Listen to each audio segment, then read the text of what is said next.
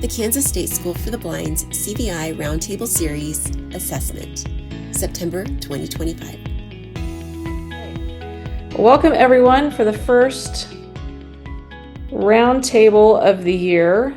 CVI is the hot topic. In my experience, the majority of new students come in, either have a CVI diagnosis or we're working to get one.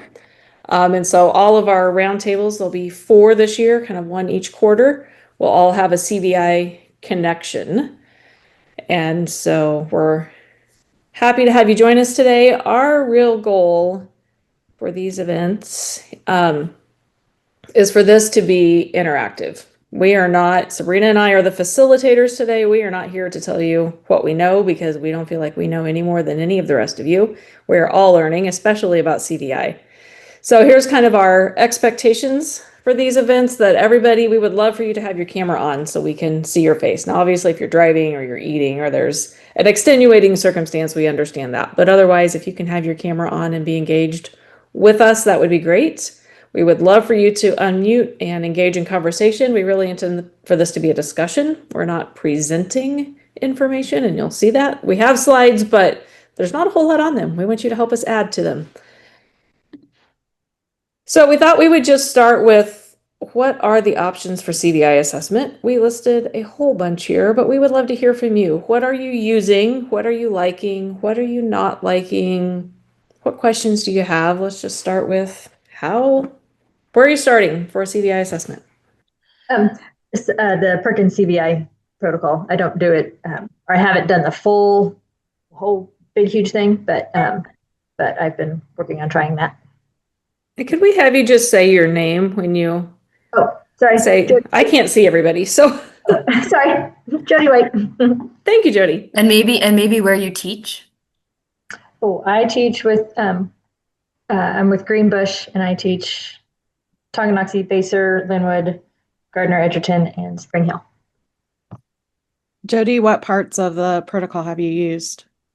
The observation and the assessment. I think that's the part. Yeah, I'm working through a couple of the parts with a couple of students right now. Okay, gotcha. Do you mind telling us how long it's taken you to do what you've done so far? Couple of days per kid. I think it's supposed to take longer with all the interviews and all this kind of stuff. And I've kind of done interviews while doing the observation, like with nurses and stuff like that. So, yeah. So when you say a couple of days, the amount of time that you're normally with them? Or like the whole day? Gotcha. Yeah. No, let's see, there's one student that I've gone out for an hour, 3 different days for that student. Then the other one, it's during the time that I'm already scheduled with her. So. Okay. Anyone else tried out parts of the protocol, use the protocol yet? Hi, this is Jeannie Gooden. Hi, Jeannie. Hi.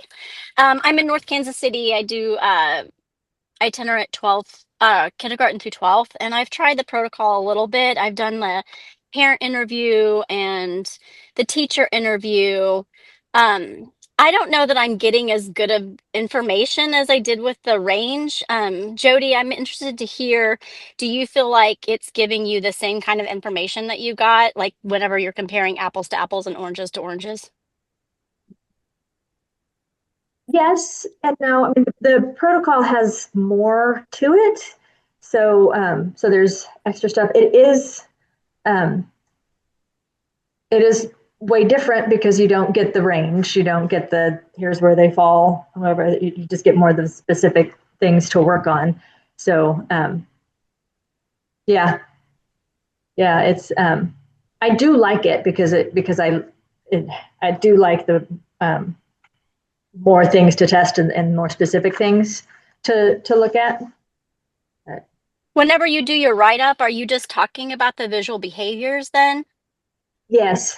Yeah, I have just written out each of the visual behaviors and kind of a description of what each of them mean, and then what I see in the student.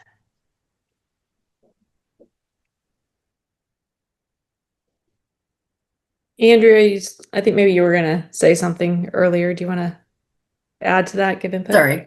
Yeah, I was gonna say that I'm kicking myself for not attending this in my office where my binder of CVI I make a lot of photocopies from different books, and I use different checklists and range. I often use the range with like kids in maybe the first phase. I know we're not really supposed to use words like that anymore, are we? But anyway, who are maybe less using their vision less functionally. I use the range often there, and then it's less helpful in like that 7 to 9-ish area. And then I use like the parent interview and yeah, the parent interview. Is that from the CVI protocol? Like I can't remember what all these things are called because they're all in my binder, and I don't always remember what different things are. But anyway, I also used that, I think it was that online questionnaire, and then at the end it would give you like was that a Dutton thing? Oh my gosh. Yeah.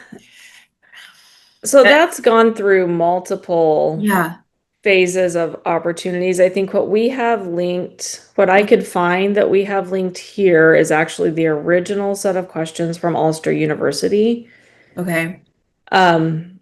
So yes, for a while there was, and I don't remember now. Visual skills inventory. Okay. Yes. Yeah, So for a while there was an online version, and when you would go through and fill it out, then it would kick out the whole set of strategies that applied to the things you had submitted, which was nice. I don't think that's available anymore, is it? I haven't used it. And sometimes I would actually have to kind of revise some. I would almost write it out, my own version of it, because some of the ideas were a little weird. Yes. And like some of them were just like not what I would suggest, some of them were just a little odd. And so I would pick and choose the ideas that made sense for this student. I sometimes use the 2D image assessment. That was a bit of a thing, like you have to I printed them all out and then made a binder of those, and I laminated them so that I didn't have to use my computer every time. And I don't know. That one, have you guys enjoyed the image assessment? Like I just find a lot of my students with CVI can interpret all the images.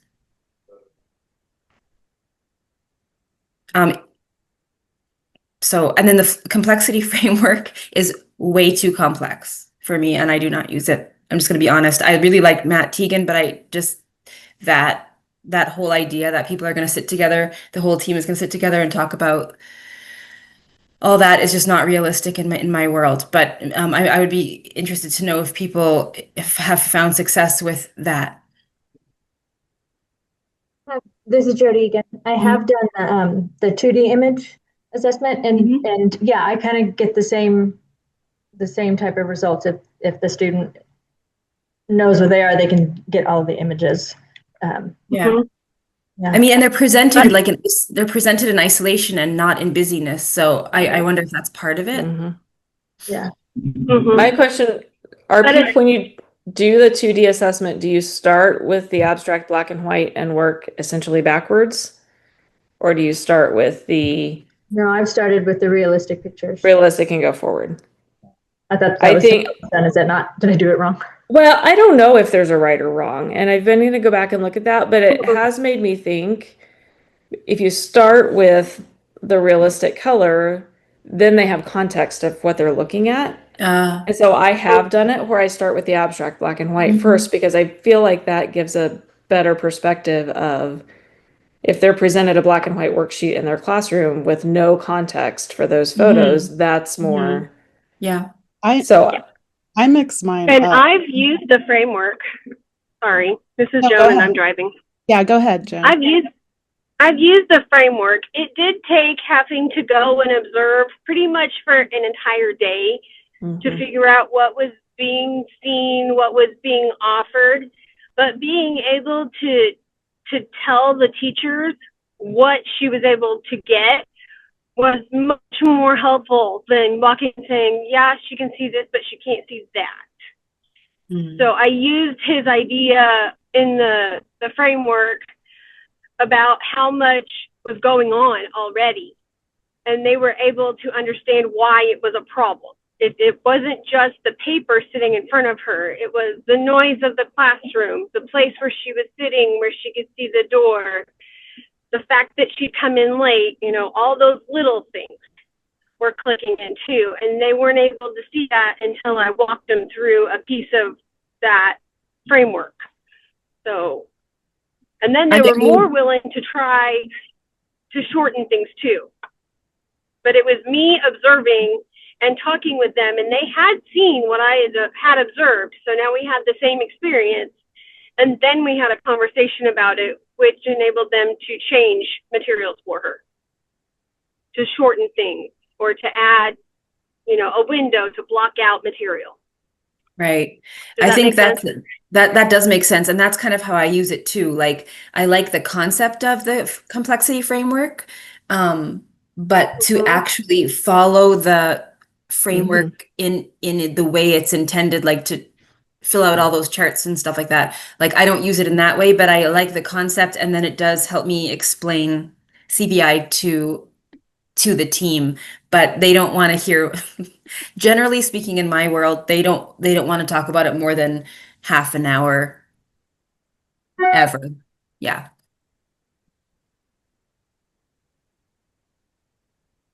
I'm sorry. My teams are quite like that too, though, especially the ones that just don't understand.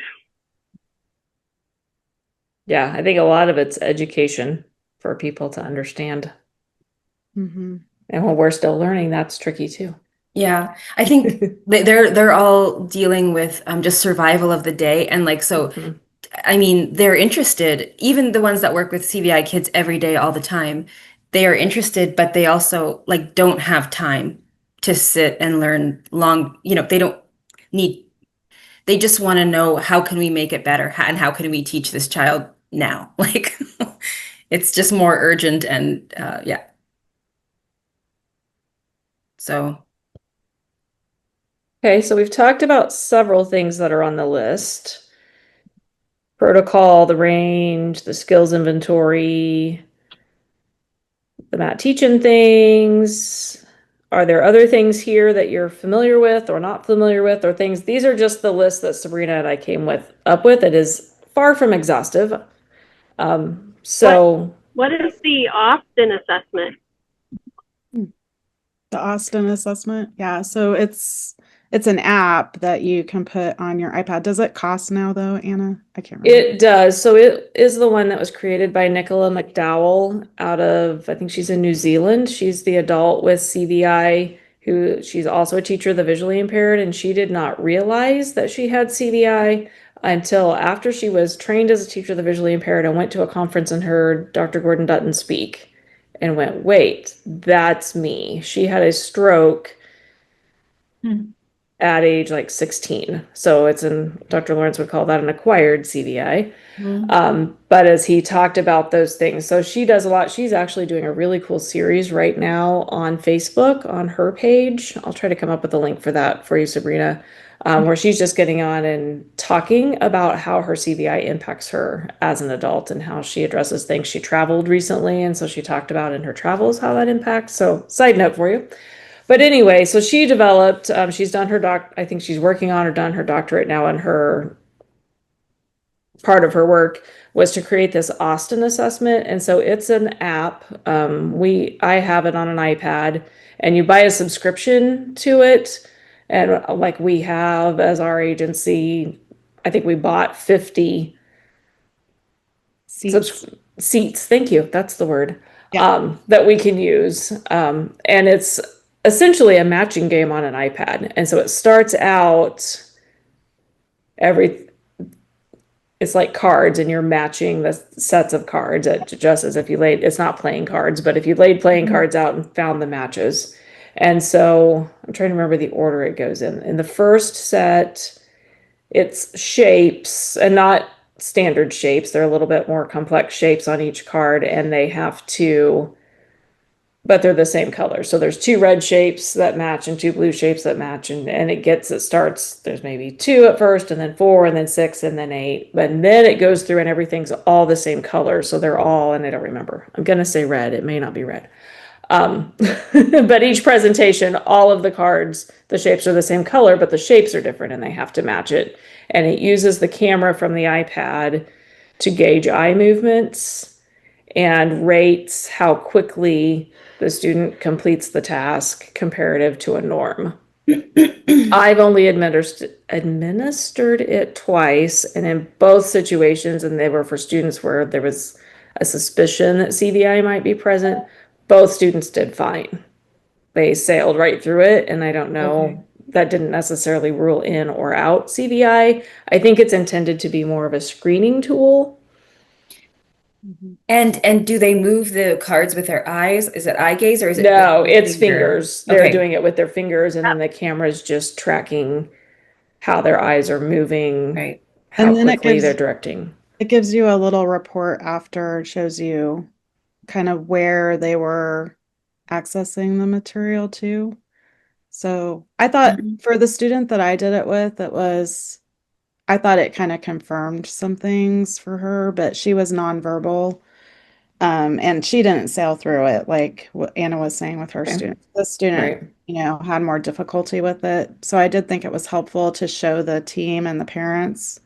The report I thought was helpful just to kind of show them this is kind of confirming what we were thinking as far as her wait time that she needed and where she was accessing things on the screen. And it tells you that in the report after the kid is done. Okay. Yeah. Again, that's a great assessment for a kid that can use their finger. Yeah. Yes. And that can understand the concept of matching things and so like all these assessments are great. You just have to look at what fits which student best. Yeah, for sure. That's what I'm hearing from everybody is like you pull bits and pieces from everything or find the thing that's going to fit that student the best, which sounds like that's kind of what everybody is doing. Was somebody going to add to that? And I just administered that. This go is for it. Janet. Can you hear me? Yeah. Mhm. Okay. I just administered the Austin assessment literally 15 minutes ago to a student. And what I like about it is that it shows where the eyes go all around the screen while they're looking for things. And then it also compares that to the same age peer, to a typical same age peer. So if my child was 8, then it compares it to a typical 8-year-old of how an 8-year-old would go through and find those things. And the picture that they give you at the end just shows you like this little guy had, he was all over the place, but it's good to take into the IEP to say, here's what a typical kid looks at when they're, what their eyes do and while they're staring at a worksheet. And this is what this kiddo's doing. And it's kind of profound for our kiddos whose eyes are rapidly moving all over the place on a regular basis. So that's how I use it. I think it's kind of beneficial just to give the parents and the team what the kid is looking at. I just wanted to let you know that the Austin assessment is still free. Oh, in-app purchases. I see. Yeah, I think you can download it for free, but then you have to purchase, I think. Yeah.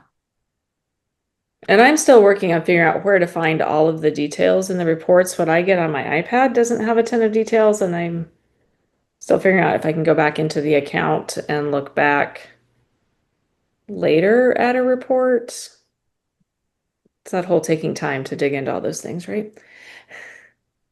Yeah, and in-app purchases are tricky for a school district device. Yes. Mm-hmm.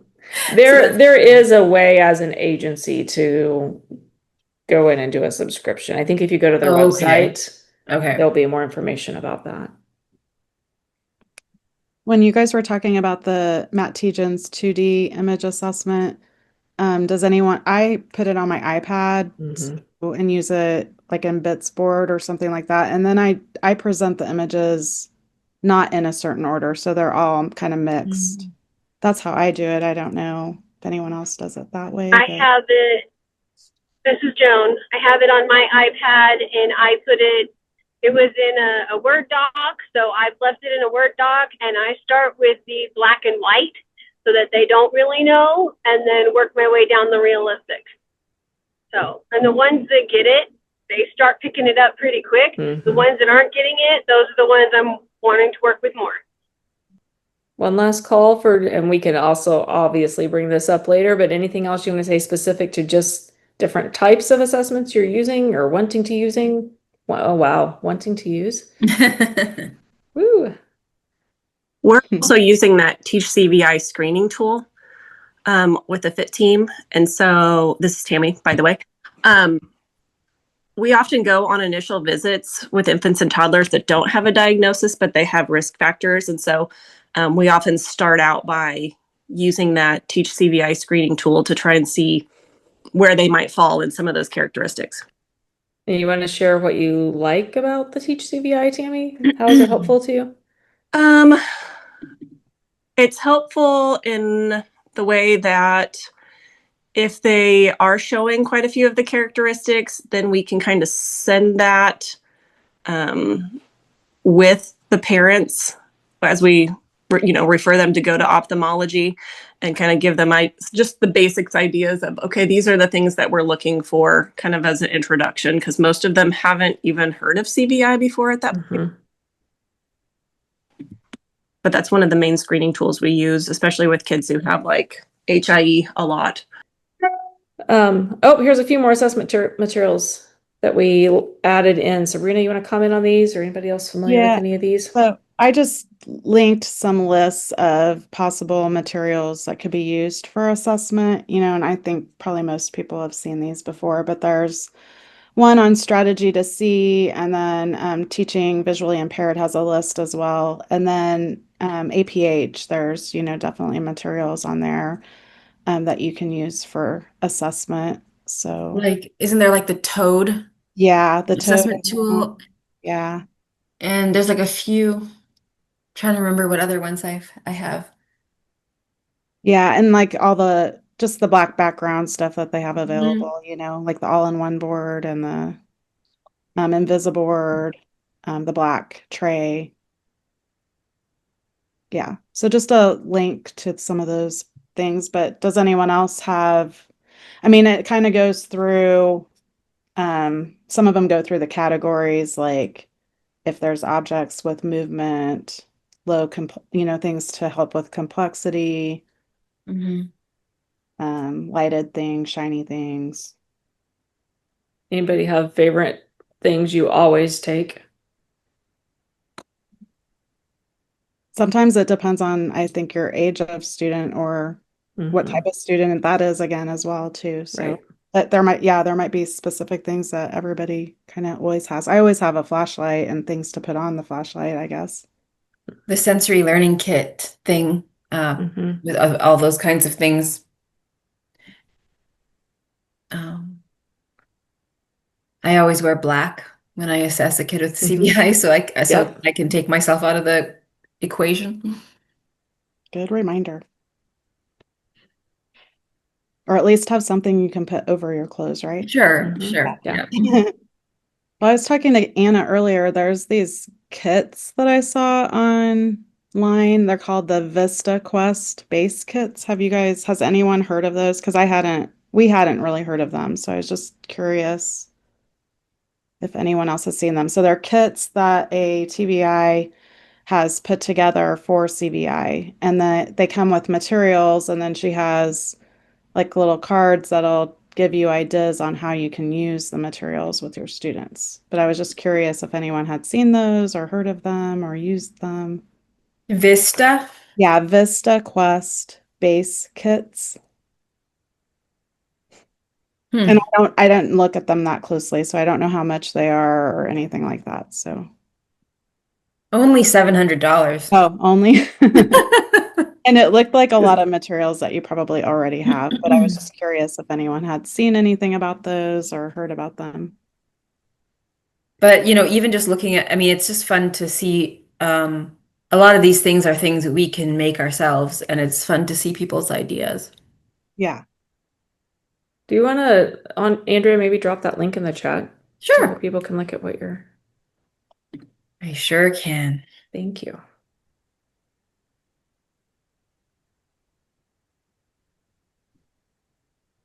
I'm gonna open it, see what's there.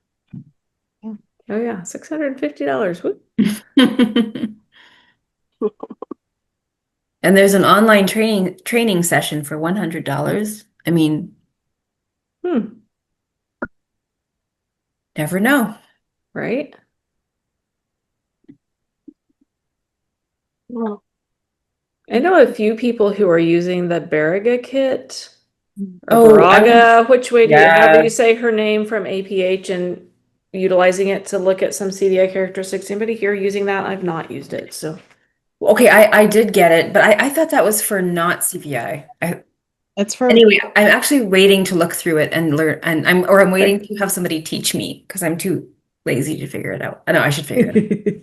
I've used pieces of it. I think it's more for visual efficiency skills, but I Yeah. think Okay. you could use pieces of it for your kids with CVI, depending on your level of kid, because it kind of is again with that matching, like seeing if they can find something on a more cluttered background.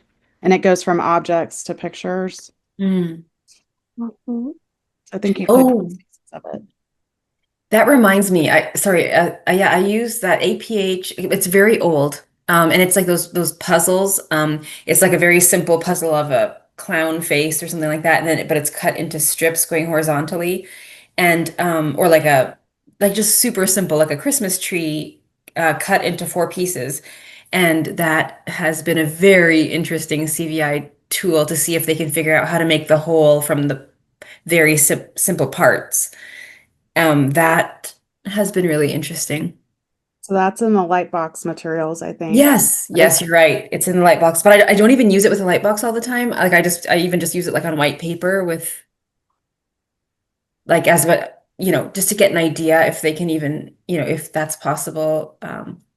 Like I would do that like with a middle school kid who's in their general classroom. Yeah.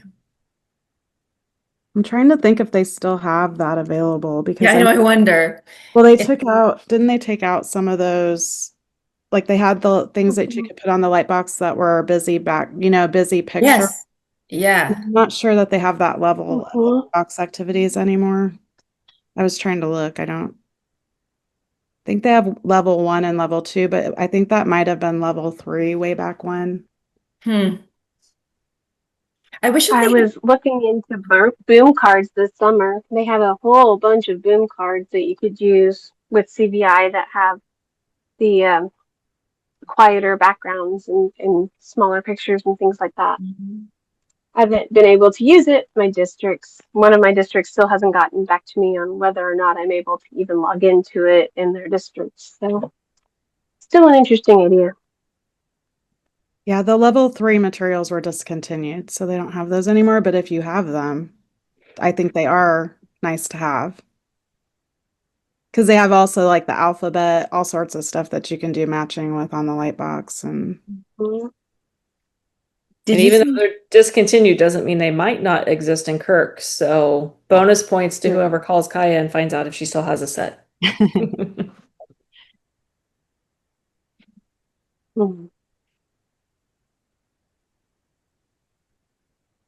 Okay, well, the next slide we had, and it's empty right now, so I'm not going to put it up there, but let's just talk about, this came up a little bit earlier, but how much time does it take to really do a good assessment? How much time do you allow? How do you handle the time? Because none of us have enough time. I know we had that question, Andrea and I had that question come up from a district recently.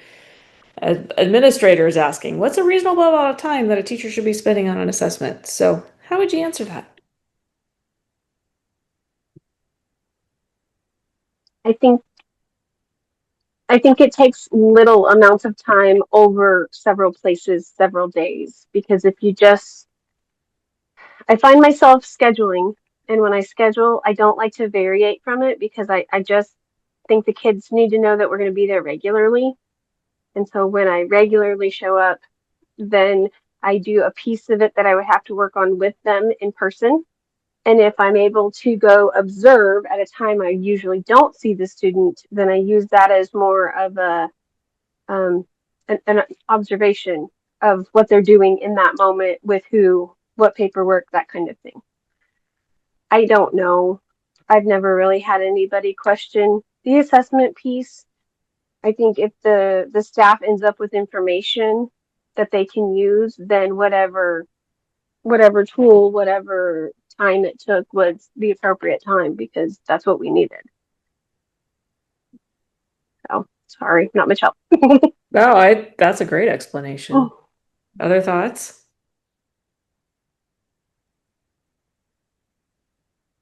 I think it probably depends on if it's an initial assessment or if it's a student that you have ongoing. Because if it's an ongoing student, you should already have some of the information in your notes and you don't have to directly test all of that. So, Yeah. Yeah. I will also say that CVI is, you can't know everything right away. It's just not possible. And I think it's okay to just I usually say I usually try to assess for a couple of hours. And I get what I get, and I have all the tools I can possibly find.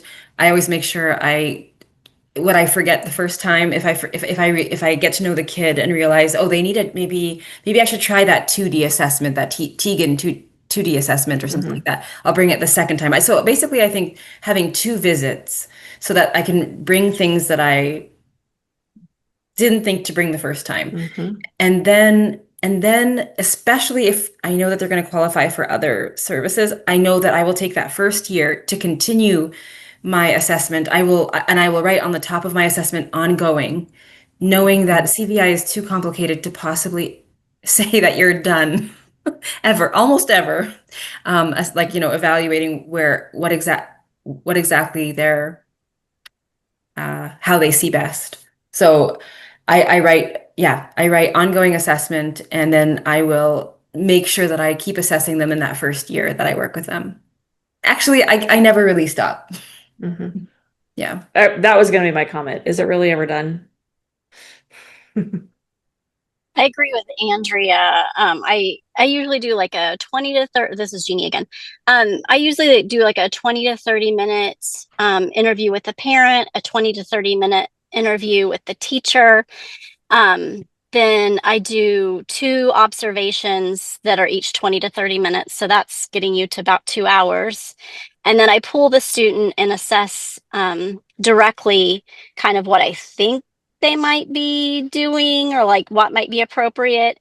And then when I start my write up, then I like write down all the holes, and then I usually have to go back and pull them one more time to fill in the holes and do like and I also kind of do like a little student interview if they have if they're verbal, like I'll ask them some things too. So I'd say probably like 4 hours, 5 hours to do an assessment, but that's not counting the write up. The write up takes so long for me. Yeah, and it's nice to hear that aligns, what everybody's saying aligns with how Andre and I answered that very specific question before. So thanks. That's good. So how do you find the time? $1 million question, right? You make it. Yep. You take it from something else because it has to be done and you have to have access to that data. Or I like it like if I have a student absent, then I just have this like my assessment folder going, and then I pull it out and be like, okay, this is a good time for me to go observe this student since this student is absent. So try to fill in those holes that way too.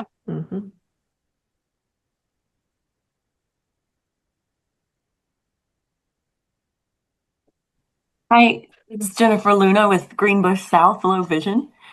A lot of times if I have a student that I know cancels a lot, I'll have a backup appointment in mind for if they cancel, okay, then I'm going to go see this student. So I'm not caught flat-footed with a big hole, when a student cancels and someone else can get seen that's maybe hard to fit in.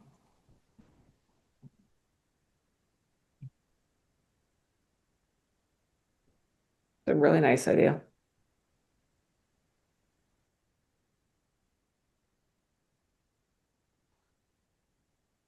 And if you've worked with a student for a while and you kind of know which kids don't have good attendance, you can kind of book them together back to back if they're at the same school. So that kind of builds in a hole in your schedule. So that's kind of nice too. For sure. Okay, so Jeannie already alluded to the write-up is a whole nother thing, right? And it's a lot. So let's just share some ideas. How do you make that report write-up work for you? Or anybody have any tricks that are helpful? What does yours look like?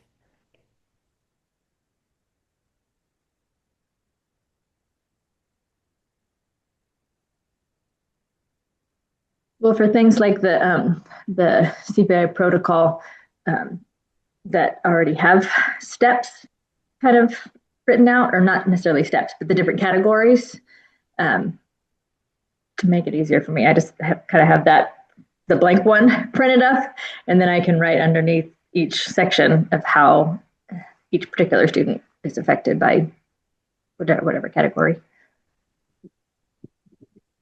Are you finding, Jody, that you like the protocol write-up? Is that helpful? I think so. Yeah, I like step-by-step stuff. I'm with you. I agree. And are you using it? Because they have it set up in a way that it's almost just like filling in a form if you use it the way that it's set. Is that how you're using it? Pretty much. Okay. And I'll do the CVI part first, and then I'll take pieces, what I need to, and plug that in under the functional vision on the 3-in-1 page. Because I try to turn in a 3-in-1 instead of 4 different reports. Right. And I still get to split it into several pieces in the IEP, so. Right. I do the flip. I do the functional vision, and then I cut and paste sections of the functional vision into my CVI portion of the report. So like blink reflexes and color preference, I just kind of elaborate a little bit. Field restrictions, like I just kind of cut and paste it. So I'm just like, that's a good idea too. I like that idea. Because I'm still using pieces of the QPVI, the 3-in-1 from QPVI, so I haven't stopped long enough to reset that form or even to try to recreate anything. Yeah. And I feel like the complexity part is like the meat of it. That's the part that really is different for each student. And so that's where I spend like the bulk of my time whenever I'm writing up the CVI portion. Yes. Jeannie, do you still, and I know the CVI protocol maybe approaches this differently. I've not actually used it yet. I've been through the class and looked at it, but do you address the 4 different types of complexity like are addressed in the range? How are you handling that? Well, since it's not really standardized, I feel like you can do whatever you want. It's like the wild, wild west. I like do it the way I want. So I try to just address it in narrative form. I just talk about what I see. And sometimes, you don't get a good picture of all the things. Like, for example, I have an eval due on Monday and the student was gone today, which I was going to do my second, like, oh, look. So I'll just say, like, I don't have that information. Like, I just do the best I can and then we just keep moving on. But to answer your question, I just try to do it in narrative form. Yeah. Okay. I do really feel like reporting on a student with CVI is truly telling a story. So it kind of has to be narrative. Well, I always say this is what the student's vision looked like on this day, because I think it changes. And so I try to look at a familiar environment and an unfamiliar environment. So then I can kind of see what the differences are. But sometimes that doesn't work either. So sometimes you just have to do 2 familiar environments because that's where they are and that's when you're available. I love your wild, wild west description. That feels very accurate. Okay, well, I am going to share my screen again because we did actually have a couple things on the next slide, and I'll try to not get too click happy here.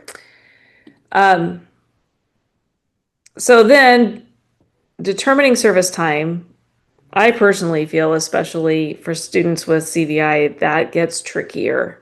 When is consult appropriate? When is direct appropriate? How much? So we listed here the tools that we're familiar with and or we have used.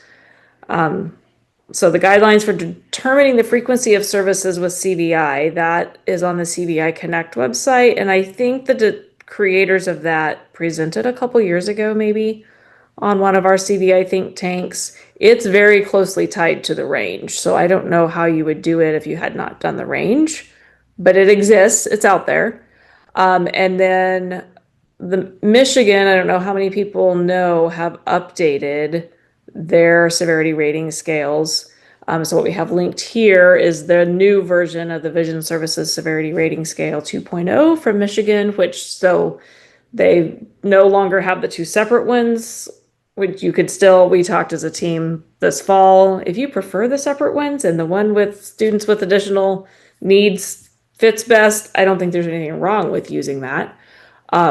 But they have revised it. And so the Michigan has a version that's available. And of course there is the visit. So what are people doing? How are you determining service time for students with CVI?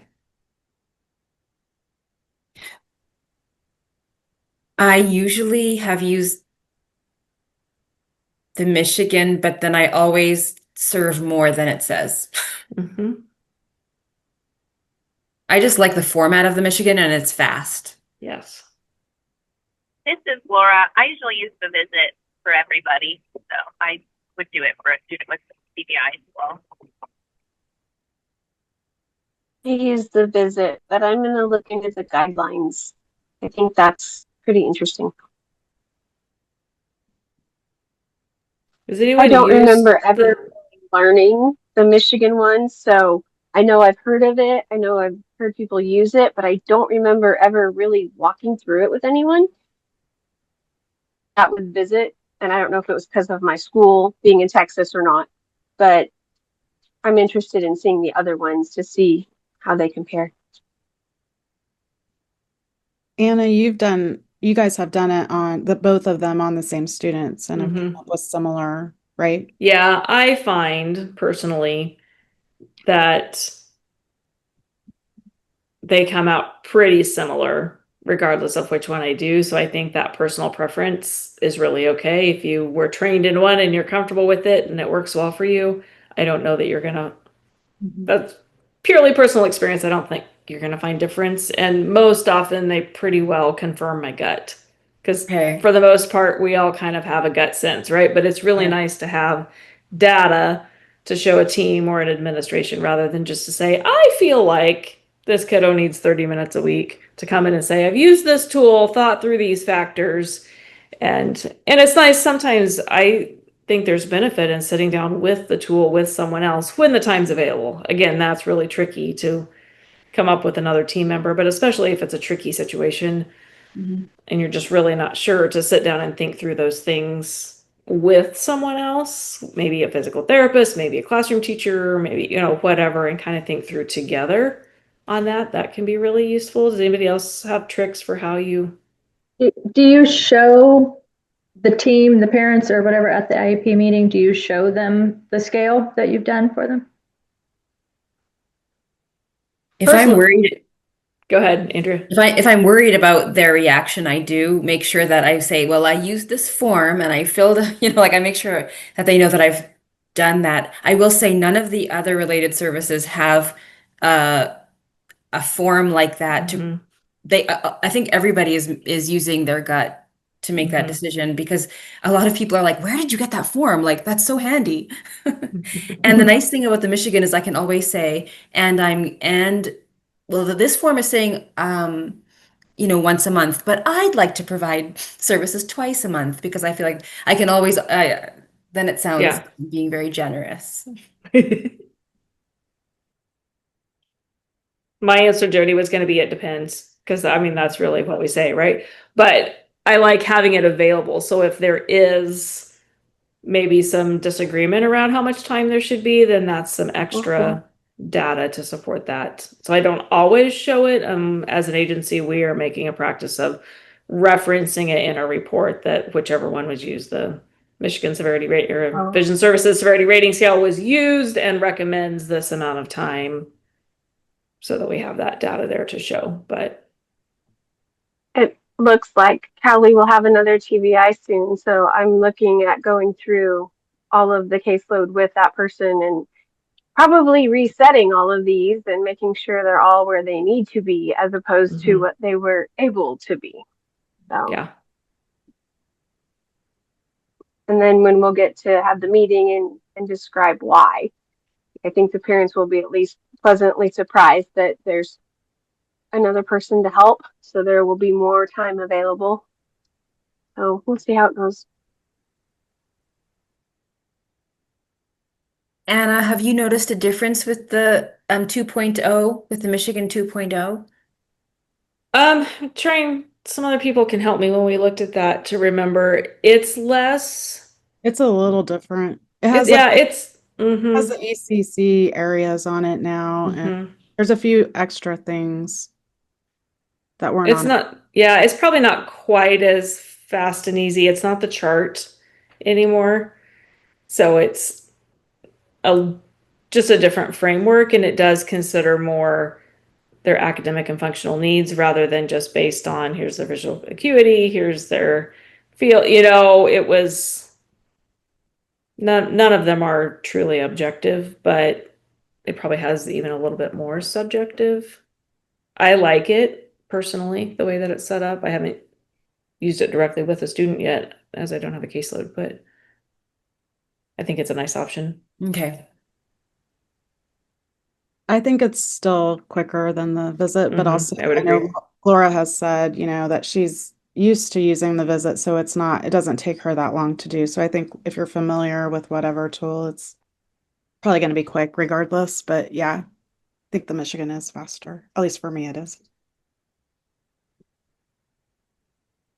Any other thoughts on determining service time?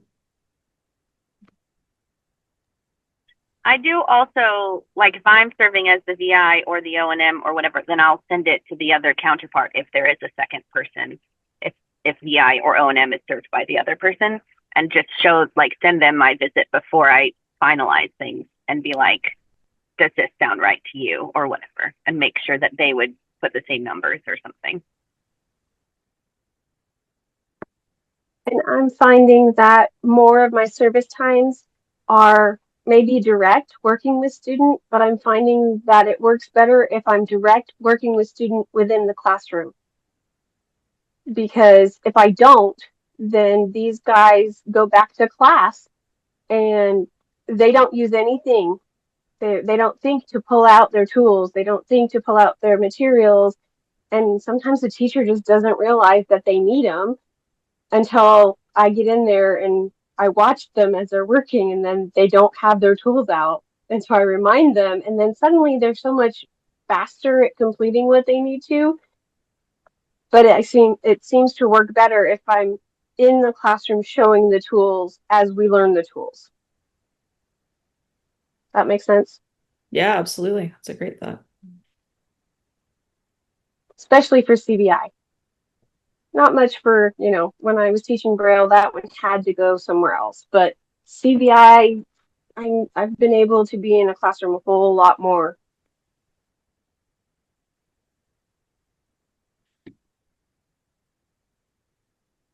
Well, did anybody else come with just other questions, especially related to CVI assessment? Have any burning concerns, needs? This is Laura. I just wanted to say if anyone in the Wichita area is going to use the Perkins protocol and wouldn't mind me tagging along just to observe, then I would love to do that. Just going to put that out there.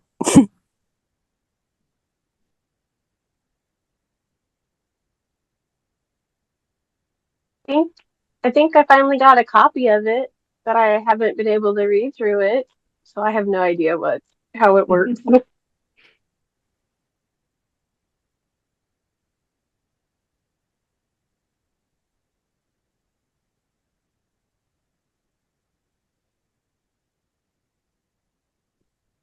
Any other quick tips? Something you found that's working well?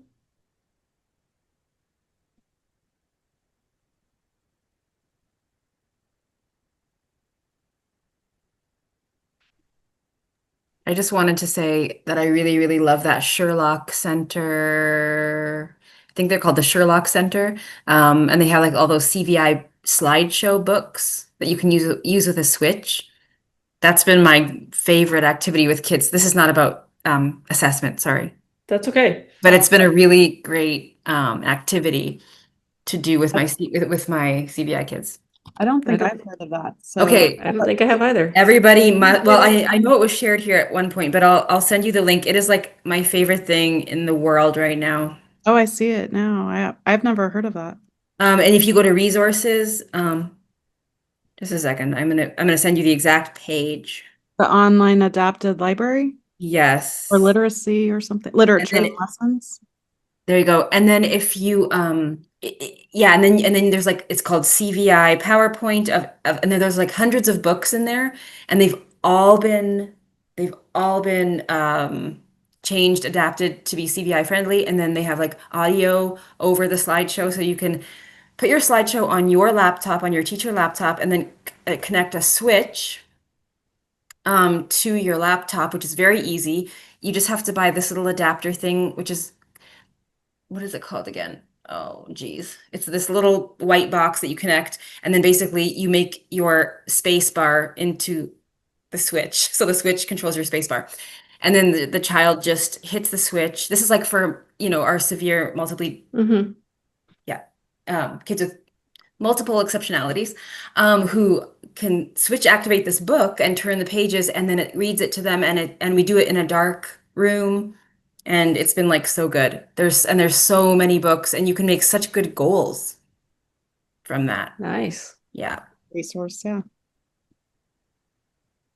That's why we're all here, so we can learn these new things. Yeah, exactly. And I know Absolutely. it's been shared. I know somebody shared it with me, so it's just, Yeah. but then you forget about stuff, right? Like, Yeah. it's so Yeah. easy to forget. Absolutely. Any other have a favorite that you can share?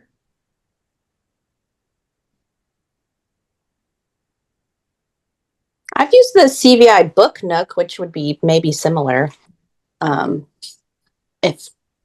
if you're familiar with that. But it's like you can go in and pick different concepts, like big and small, and long and short and whatnot, or fruits or vegetables or letters or whatever. And they have CVI adapted like PowerPoint presentations. So I've used that with some of my kids before. Nice. I'll have to explore that. CVI Book Nook. Very cool.